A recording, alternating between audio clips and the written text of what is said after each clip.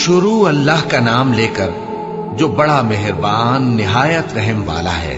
नून, कलम की और जो कुछ लिखने वाले लिखते हैं उसकी कसम कि ऐ पैगंबर सल्लल्लाहु अलैहि वसल्लम, तुम अपने परवरदिगार के फजल से दीवाने नहीं हो और बेशक तुम्हारे लिए बेइंतहा अजर है और यकीनन तुम अखलाक के आला मर्तबे पर हो। सो अनकरीब तुम भी देख लोगे और ये काफिर भी देख लेंगे कि तुम में से कौन दीवाना है। तहकीक तुम्हारा परवरदिगार उसको भी खूब जानता है जो उसके रास्ते से भटक गया और उनको भी खूब जानता है जो सीधे रास्ते पर चल रहे हैं। तो तुम झुटलाने वालों का कहा न मानना। ये लोग चाहते हैं कि तुम नरमी इख्तियार करो तो ये भी नर्म हो जाएं, और किसी ऐसे शख्स के कहे में ना आ जाना जो बहुत कस्में खाने वाला है, जलील है, शरारत से इशारे करने वाला, लगाई बुझाई करने वाला, माल देने में बड़ा बखील, हद से बढ़ा हुआ बदकार, सख्त खू और इसके अलावा बदजात है। इस सबब से कि माल और बेटे रखता है, जब उसको हमारी आयतें पढ़कर सुनाई जाती हैं तो कहता है कि ये अगले लोगों के अफसाने हैं, हम अनकरीब इसकी ऊंची नाक पर दाग लगाएंगे। हमने इन लोगों की उसी तरह आजमाइश की है जिस तरह बाग वालों की आजमाइश की थी, जब उन्होंने कस्में खा खा कर कहा कि सुबह होते होते हम उसका मेवा तोड़ लेंगे और इंशाअल्लाह न कहा। सो वो अभी सो ही रहे थे कि तुम्हारे परवरदिगार की तरफ से रातों रात उस पर एक आफत फिर गई, तो वो ऐसा हो गया जैसे कटी हुई खेती। फिर जब सुबह हुई तो वो लोग एक दूसरे को पुकारने लगे कि अगर तुमको काटना है तो अपनी खेती पर सवेरे ही जा पहुंचो।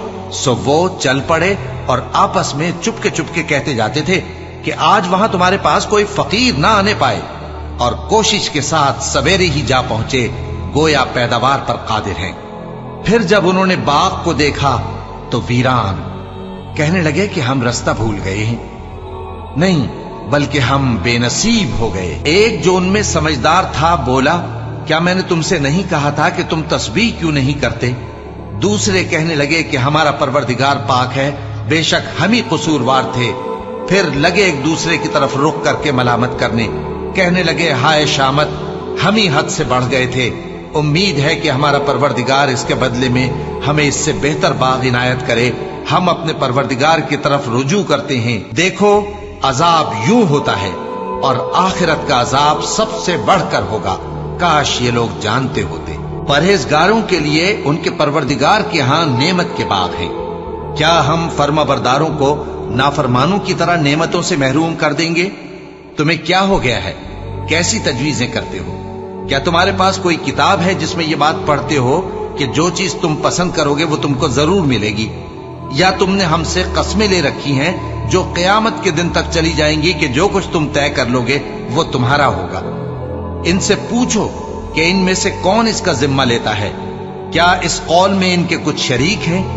अगर ये सच्चे हैं तो अपने शरीकों को ले आएं। जिस दिन पिंडली से कपड़ा उठा दिया जाएगा और कुफ्फार सजदे के लिए बुलाए जाएंगे, फिर वो सजदा न कर सकेंगे। उनकी आंखें झुकी हुई होंगी और उन पर जिल्लत छा रही होगी, हालांकि पहले उस वक्त सजदे के लिए बुलाए जाते थे जबकि वो सही और सालिम थे। सो मुझको इस कलाम के झुटलाने वालों से समझ लेने दो। हम इनको आहिस्ता आहिस्ता ऐसे तरीक से पकड़ेंगे कि इनको खबर भी ना होगी, और मैं इनको मोहलत दिए जाता हूं। मेरा दांव बड़ा मजबूत है।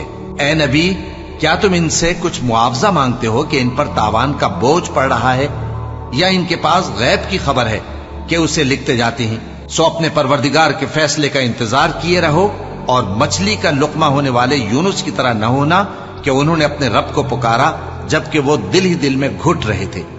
अगर उनके परवरदिगार की मेहरबानी उनको न संभाल लेती तो वो चटियल मैदान में डाल दिए जाते मजमूम हालत में। फिर उनके परवरदिगार ने उनको बरगुजीदा करके नेकूकारों में शामिल कर लिया। और काफिर जब ये नसीहत की किताब सुनते हैं तो यूं लगते हैं कि तुमको अपनी निगाहों से फिसला देंगे, और कहते हैं कि ये तो दीवाना है। और लोगों, ये कुरान तमाम जहानों के लिए नसीहत है।